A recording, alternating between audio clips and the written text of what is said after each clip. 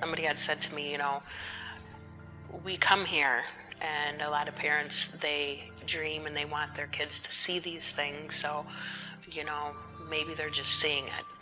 And since I'm here now and I'm in that situation, that is far from the truth, because I've accepted Cassie's blindness. I've accepted that part of Cassie's, disease or issue or whatever. And for me to believe something and it's not true, and then to have to go back and have to face that again will hurt me twice.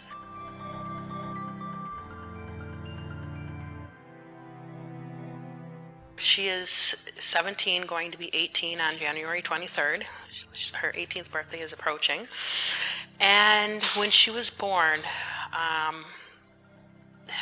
and we found out, because she had the nystagmus with the eyes bouncing back and forth, but she had no endocrine problems at that time.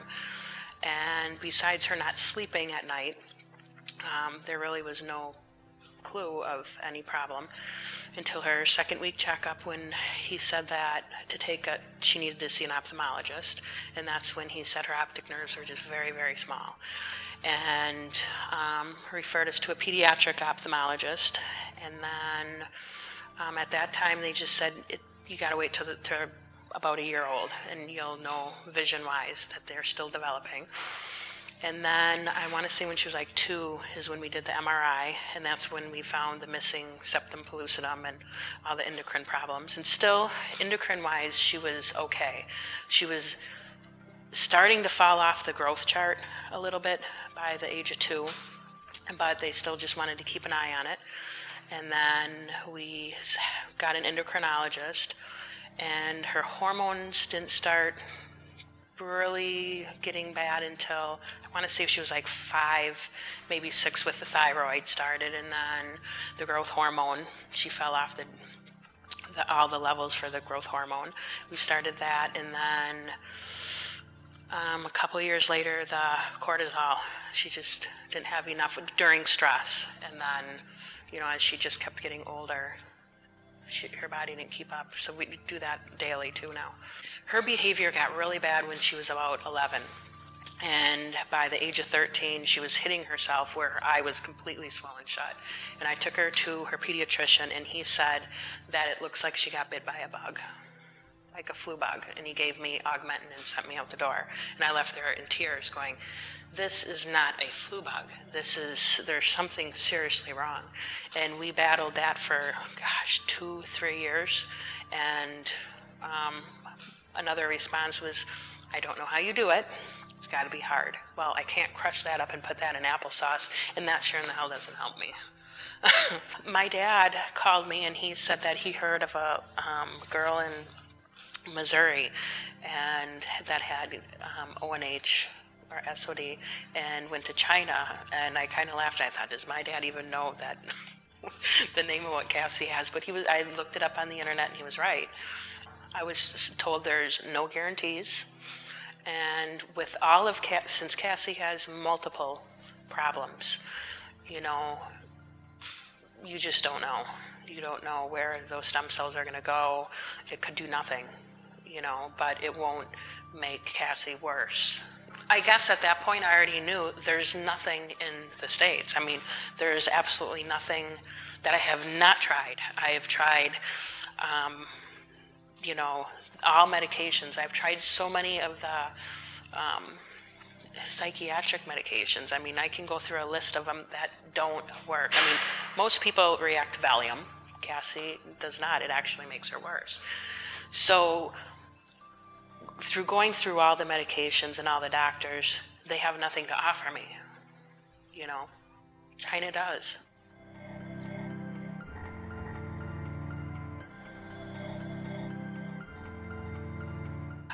We've been here, it will be 45 days tomorrow.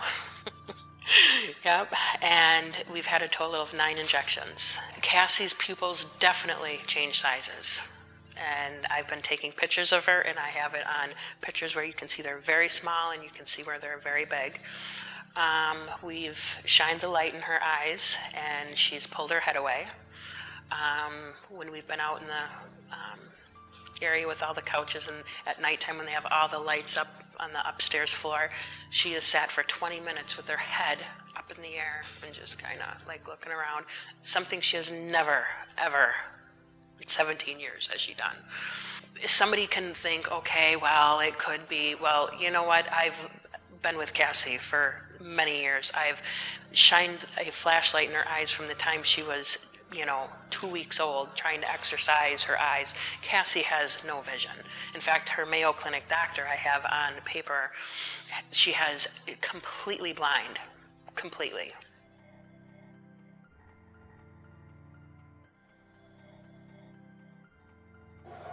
Her mood, definitely. I mean, she still has a few minor moments compared to what they were, but 100% better in her behavior as far as the self-abuse and abusing. I mean, me too. I mean, there's days I'd be covered in bruises from her just lashing out. Her speech teacher at school, they're so excited. She's now saying water, bathroom. Things are coming out more clear. There's times all of a sudden Cassie will say like grilled cheese, and it's like, oh my gosh. It was perfect. Hi. How are you? Cassie. How are you? Cassie. How are you? Very good. How are you? Can you answer me? How are you? I'm fine. You're what?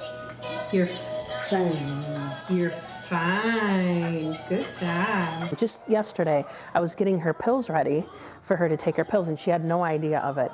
And so I came in the room, and she just opened up her mouth out of the blue, and it was like, wow, she had no, because usually I'll give her a forewarning, Cassie, we're going to take your pills. I didn't. I just kind of went and got her pills and came in the other room. So it's not like she even heard me.